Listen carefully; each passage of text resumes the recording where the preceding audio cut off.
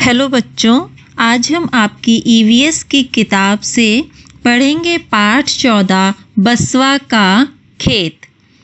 तो बसवा का खेत यानी कि आपने खेत देखे होंगे, कई छोटे खेत होते हैं, कुछ बड़े खेत होते हैं। कुछ लोग गेहूं की खेती करते हैं, कुछ लोग धान की खेती करते हैं, कुछ लोग चावल की खेती करते हैं। अब यहाँ पे जो बसवा एक आदमी है उसका नाम है, तो हम उसके बारे में पढ़ने वाले हैं और उसके खेत के बारे में जानने वाले हैं। तो हम हमारा पाठ बसवा का खेत शुरू करते हैं। मैं हूँ बसवा। मैं कर्नाटक के बेलवनिका गांव में रहता हूँ। मेरे अप्पा किसान हैं। जुलाई का महीना है। हर बार की तरह इस बार भी अप्पा प्याज की फसल उगाने की तैयारी में हैं। खेती करने के लिए अप्पा को कितने सारे काम करने पड़ते हैं। अब देखो, आप लोगों को भी पता ही है कि हमें देखो सीधा अनाज मिल जाता है, हमें सीधा राशन मिलता है, खाना मिलता है। लेकिन उस अनाज को उगाने में खेत में बहुत मेहनत करनी पड़ती है, बहुत काम करना पड़ता है। किसानों को बहुत पसीना बहाकर, बहुत मेहनत करके ये वो धान, चावल, अनाज उगाते हैं। तो वही यहाँ पे कह रहा है, वह भी देखो बसवा भी यही कह रहा है कि खेती करने के लिए उसके अप्पा को बहुत सारे काम करने पड़ते हैं। जब ज़रूरत पड़ती है तो अप्पा मुझे अपने साथ खेत में ले जाते हैं। पिछले कुछ दिनों में अप्पा ने खूंटी की मदद से खेत की मिट्टी को नरम किया। अब आपके लिए कार्य है, पता करो। और क्या पता करना है? तो पहला सवाल है हमारा, बसवा के इलाके में तो खूंटी से खेत की मिट्टी को नरम करते हैं। तुम्हारे इलाके में इसे क्या कहते हैं? उसका चित्र बनाओ और चर्चा करो। तो देखो, आपको दिख ही रहा है यहाँ पे बसवा के पिताजी जिस चीज से ये खुदाई कर रहे हैं, यानी कि मिट्टी को खोद रहे हैं, और इसको वो खूंटी कहते हैं। तो अब आपको पूछा है कि आपके इलाके में इसे क्या कहते हैं। आपको अपने मम्मी या पापा से, अपने माता पिता से, बड़े भाई बहन से या अपनी अध्यापिका से आप पूछ सकते हैं कि आपके यहाँ पर इसको क्या कहा जाता है। तो जैसे कि हमारे इलाके में इसे कुदाल कहते हैं। अब जो कहते हैं वो लिखने के बाद आपको इसका एक चित्र बनाना है। अब है हमारा अगला सवाल, किसी किसान या अपने बड़ों से पूछो कि उनके इलाकों में खेतों में क्या क्या उगाया जाता है। तो मैंने देखो, हमारे आसपास कोई किसान तो नहीं है, पर मेरे आसपास जो बड़े बुजुर्ग हैं जिन्होंने कि खेतों में काम होते हुए देखा है, या फिर जिनके कुछ जान पहचान के लोग हैं जो खेतों में काम करते हैं, तो मैंने उनसे पूछा। तो उन्होंने मुझे बताया कि उनके इलाके में गेहूं, धान, मक्का, आलू, टमाटर, प्याज एवं अन्य कई चीजें और भी उगाई जाती हैं। अब हम आगे बढ़ते हैं। खेती का हुनर। हुनर का मतलब आपको पता ही होगा, जो कि एक बहुत ही महत्वपूर्ण किसी की उपयोगिता होती है। तो और खेती जो है एक हुनर ही कहलाएगा, क्योंकि बहुत ही मेहनत करने के बाद किसान अनाज को उगाते हैं। तो ये उनका हुनर है। अप्पा इस बार भी खेत में प्याज के बीज बोएंगे। बैल कुरिगे को खींचते जाएंगे और अप्पा पीछे पीछे बीज डालते जाएंगे। अप्पा को इस तरह कुरिगे में बीज डालते देख मेरा भी ऐसा करने को मन करता है, पर शायद मैं इसके लिए अभी छोटा हूँ। अप्पा मुझे बीज नहीं डालने देते, कहीं मेरे हाथों से ज़्यादा बीज न गिर जाएं। थोड़े थोड़े बीज गिराना बहुत मुश्किल है, पता नहीं मैं कब कर पाऊंगा। अब है, जानवर के अलावा और किसी तरीके से खेत को जोता जा सकता है। तो ये आपको यहाँ पे बताना है कि क्या जानवर के अलावा भी कोई ऐसा तरीका है जिससे कि हम खेत को जोत सकते हैं। तो इसका जवाब है नहीं। खेत जोतने के लिए हमें जानवरों का ही इस्तेमाल करना पड़ता है। अब हम आगे बढ़ते हैं। प्याज की फसल। बीज बोए लगभग 20 दिन हो गए हैं।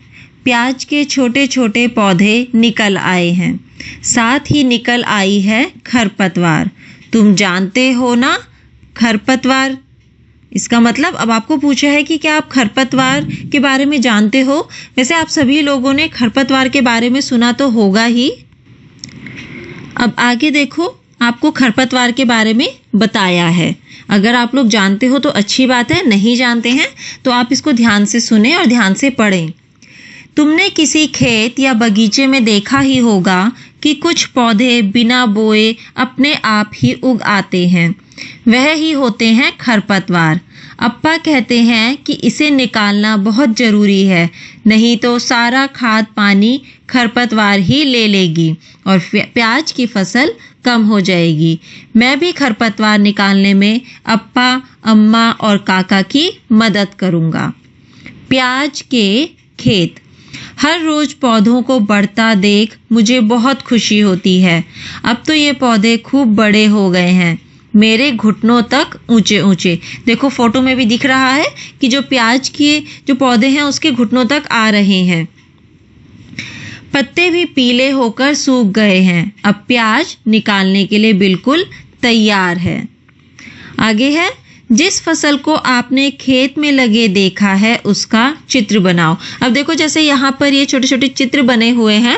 आपने भी अगर किसी फसल को अपने खेत में लगे हुए देखा है, चाहे वो सरसों हो, चाहे वो धान हो, या फिर गेहूं हो, या फिर गन्ना हो, प्याज, टमाटर, जिस भी फसल को आपने अपने खेत में उगते हुए या फिर लगे हुए देखा है, आपको यहाँ पर क्या करना है, उसका एक चित्र बनाना है। अब हम आगे बढ़ते हैं। जानते हो क्यों? अब प्याज के तैयार पौधों को निकालना है। प्याज की फसल में यह काम सबसे अधिक जरूरी है। अप्पा, अम्मा, काका, छोटी माँ और मैं सभी जुटकर यह काम करेंगे। समय से प्याज नहीं निकाले तो सारे प्याज जमीन के नीचे ही सड़ जाएंगे, फिर तो सारी मेहनत बेकार हो जाएगी। अब सवाल है, क्या तुम भी बसवा की तरह किसी काम में अपने घर के बड़ों की मदद करते हो? किस काम में?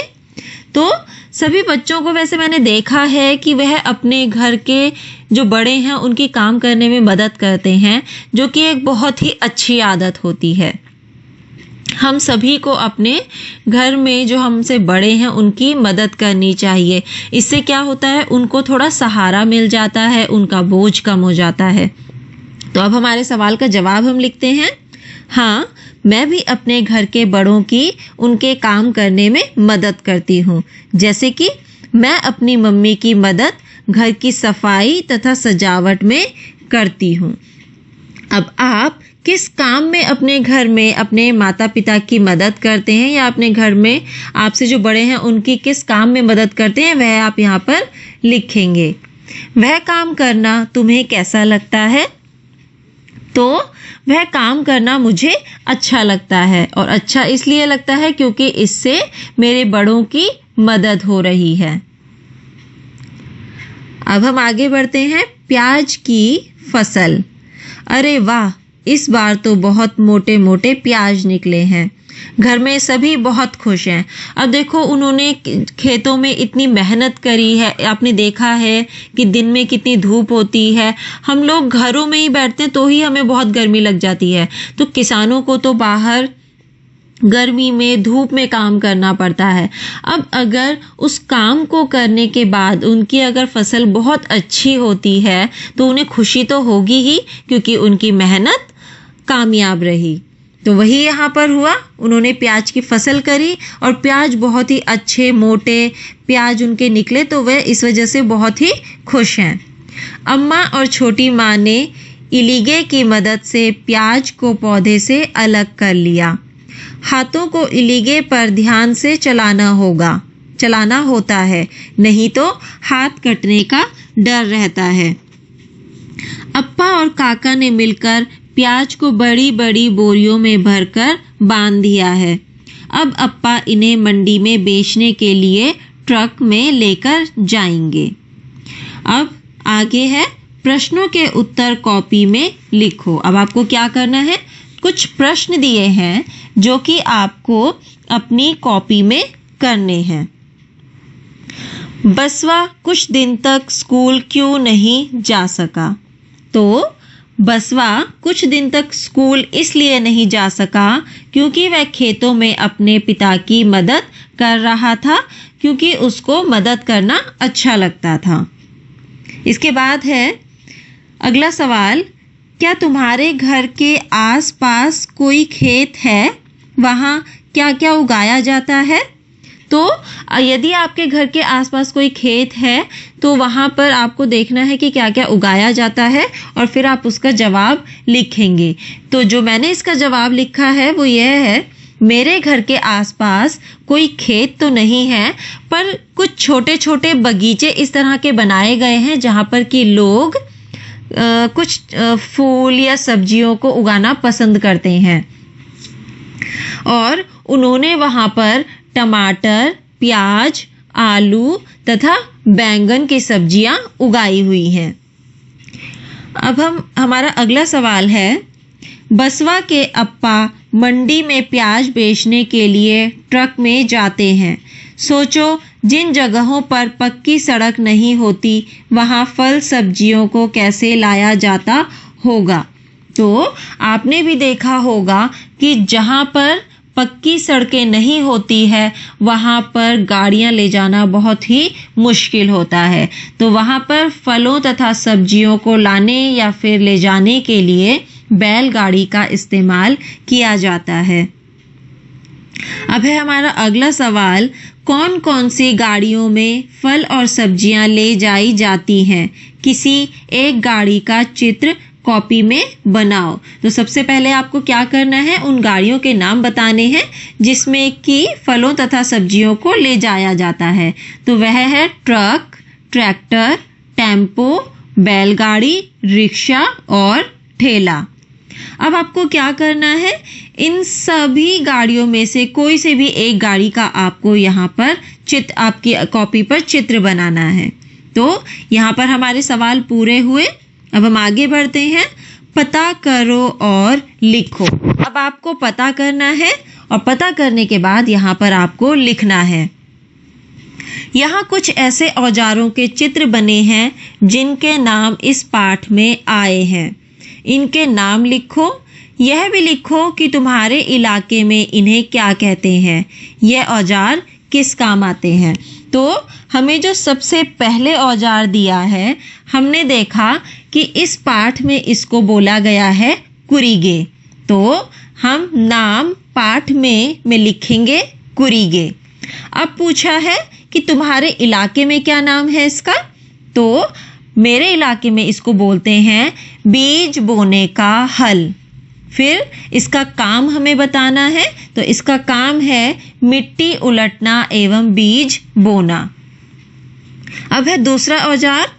दूसरे औजार को पाठ में जो नाम है वो लिखा है खूंटी। अब पूछा है तुम्हारे इलाके में नाम, तो हमारे इलाके में इसे बोला जाता है कुदाल। इसके बाद काम में आप लिखेंगे मिट्टी को नरम करना। अब तीसरा औजार है जिसके बारे में पूछा है नाम पाठ में, तो पाठ में नाम है इलीगे। इसके बाद तुम्हारे इलाके में नाम, तो वहाँ पे लिखेंगे हंसिया। फिर पूछा है काम, तो काम में हम लिखेंगे सब्जियों आदि को काटना। तो यह कार्य भी हमारा पूरा हुआ। अब हम अगला कार्य करते हैं। फसल उगाने के लिए कई तरह के काम करने होते हैं। इन चित्रों को देखो और उन पर सही क्रम लिखो। तो जैसे कि मैंने आपको पहले भी बताया है कि जब भी कोई फसल उगाई जाती है तो उसके लिए बहुत काम करना पड़ता है, बहुत मेहनत करनी पड़ती है, बहुत तरह के अलग अलग कार्य के चरणों से गुजरना पड़ता है। अब यहाँ पर क्या हुआ है, फसल उगाने के लिए जितने भी कुल कार्य होते हैं उनके चित्र यहाँ पे दिए हुए हैं। अब इन चित्रों में आपको बताना है कि सबसे पहले कौन सा कार्य होता है, उसके बाद कौन सा कार्य होता है, फिर उसके बाद कौन सा कार्य होता है। तो सही क्रम में आपको लिखते हुए बताना है कि सबसे पहले का कार्य कौन सा है और इस तरह से सबसे आखिरी के कार्य तक आपको बताना है। तो सबसे हमने जब ये सारे कार्य देखे तो हमने देखा कि जो यहाँ पे हमें कुल 4 चित्र दिए हैं, तो इन 6 चित्र दिए हैं। तो इन 6 चित्र में से जो चौथे नंबर का चित्र है, यानी कि जिसमें मिट्टी को खोदा जा रहा है, वह है सबसे पहला कार्य। तो यहाँ पर आप क्या लिखेंगे, नंबर 1 लिख देंगे यहाँ पे। अब हमें देखना है चौथे चित्र पे आप लिखेंगे नंबर 1। अब हमें देखना है कि दूसरे नंबर पर क्या किया जाता है। तो दूसरे नंबर पर हमारा जो चित्र तीसरा है, हम उसको लिखेंगे, जहां पर कि वह क्या कर रहा है, बीजों को डाल रहा है। तो इस चित्र पर आप लिखेंगे 2। अब हम तीसरे कार्य की तरफ बढ़ते हैं। तो तीसरे कार्य में हमने देखा कि जो चित्र 2 है, यानी कि जहां पर वह उनको पौधों को देखो, वो देख रही है, जो औरत बैठी हुई है वह है। तो इस चित्र के आगे यानी कि दूसरे चित्र के नीचे हम लिख देंगे 3। अब हमें चौथा कार्य देखना है। तो चौथा कार्य है जो हमारा चित्र 5वां है। चित्र 5वें में आप देख रहे हो कि वो उसमें जो खेती है, उन खेतों को देख रहे हैं, उसकी वो काट रहे हैं, जो खरपतवार जो है वो हटा रहे हैं शायद। तो जो हमारा चित्र 5वां है वो है हमारा चौथे नंबर का कार्य। अब हमें देखना है कि 5वें नंबर पर कौन सा कार्य किया जाता है। तो वो है पहला चित्र जिसमें कि प्याज को वह औरत निकाल रही है, यह है हमारा 5वें नंबर का कार्य। तो इस चित्र के नीचे आप लिखेंगे नंबर 5। अब हमारा आखिरी कार्य आपको देखने से पता चल ही रहा है, जो कि छठा चित्र है, जिसमें कि वह बोरी को बांध रहे हैं। जो भी उन्होंने फसल उगाई है, उस फसल को वह वहां पे बांध कर बोरी को बंद कर रहे हैं। अब इस तरह जो है हमने हमारा कार्य यह पूरा करा है। मैं एक बारी, ताकि आपको परेशानी ना हो, इसलिए फिर से दोहरा देती हूँ। तो चौथे चित्र के नीचे आप लिखेंगे नंबर 1, वह पहला कार्य है। फिर तीसरे चित्र के नीचे आप लिखेंगे 2, वह दूसरा कार्य है। दूसरे चित्र के नीचे आप लिखेंगे 3, वह तीसरा कार्य है। फिर 5वें चित्र के नीचे आप लिखेंगे 4, वह चौथा कार्य है। पहले चित्र के नीचे आप लिखेंगे 5, वह 5वां कार्य है। और छठे चित्र के नीचे आप 6 ही लिखेंगे, क्योंकि वह हमारा छठा यानी कि आखिरी कार्य है। अब आखिरी में आपको कहा है, अपने इलाके में उगाई जाने वाली किसी फसल के बारे में पता करो, वह कैसे उगाई जाती है, क्रम से कॉपी में चित्र बनाओ।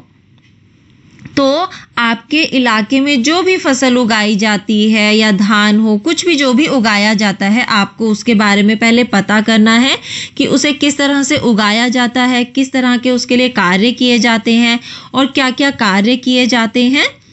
यह लिखने के बाद आपको क्या करना है, जैसे ऊपर जिस क्रम में देखो जैसे चित्र बने हैं, उसी तरीके से आपको भी सही क्रम से चित्र बनाने हैं कि सबसे पहले उस फसल को उगाने के लिए आपने क्या कार्य किया, फिर दूसरा कार्य क्या किया। जैसे कि मान लीजिए कि आप मेरे इलाके में गेहूं, धान और सब्जियां उगाई जाती हैं, तो उसके लिए भी यही है कि सबसे पहले हम क्या करते हैं, मिट्टी को खोदते हैं, उसके बाद हम बीज डालते हैं।